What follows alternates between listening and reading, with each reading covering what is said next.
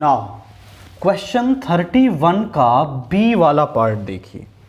There are two coins, one of them is a biased coin such that P head probability of coming head ratio probability of tail is 1:3।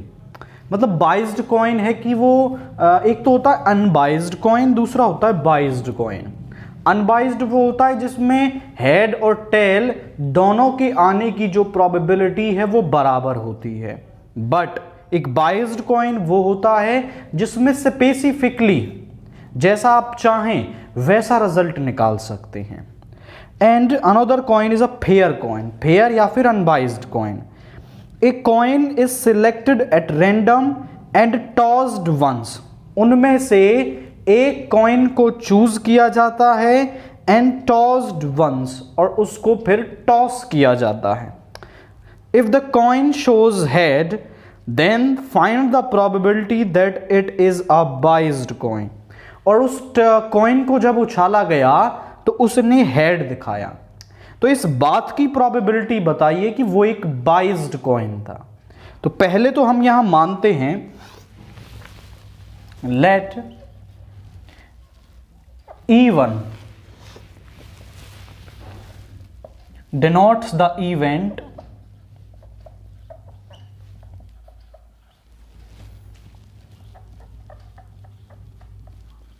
of getting biased coin, कि हमें biased coin मिले। And E2 denotes the event of getting fair coin, कि हमें fair या फिर unbiased coin आपका मिले। And यहां पर वो बात कर रहा है हेड आने के लिए, तो हम मान लेते हैं, देखिए जरा यहां PE1 और PE2। अब आप देखें तो दो ही कॉइन्स हैं हमारे, उनमें से कोई सा एक कॉइन चूज करने की प्रोबेबिलिटी होगी 1/2, यानी बाइज्ड को और फेयर को निकालने की जो प्रोबेबिलिटी है वो 1/2 हमारी होगी। Let A denotes the event of getting head। हमने A एक इवेंट मान लिया, किसके लिए? हेड के लिए। हमने मान लिया कि हेड आने की जो प्रोबेबिलिटी है वो हमारा जो इवेंट है वो A है। तो हम निकालते हैं PA/E1। अब देखिए E1 इवेंट पहले से हो चुका है, मतलब बाइज्ड कॉइन आ चुका है। Probability of getting head when biased coin is selected।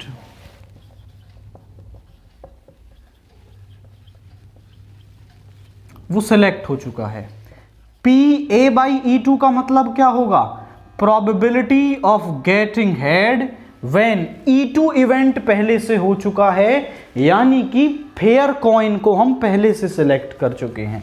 When fair coin is selected.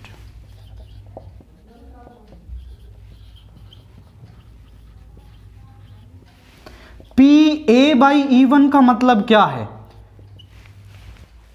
Biased coin को सिलेक्ट। अब बाइज्ड कॉइन में P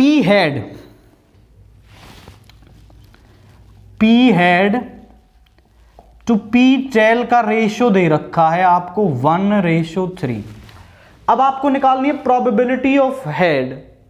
तो टोटल केसेस कितने हो रहे हैं? 4।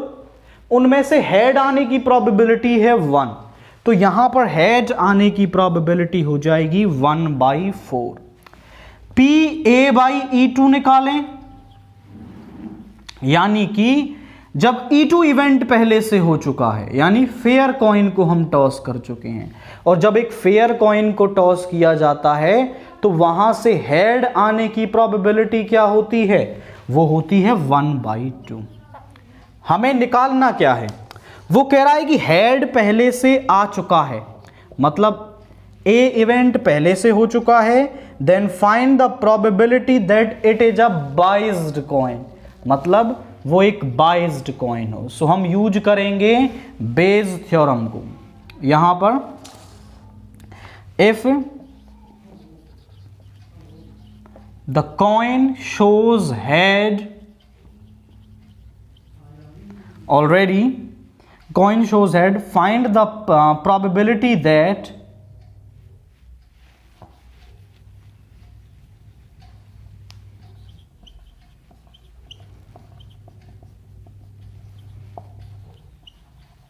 it is a biased coin। इस बात की प्रोबेबिलिटी ये कि ये एक बाइज्ड कॉइन हो। So by Bayes theorem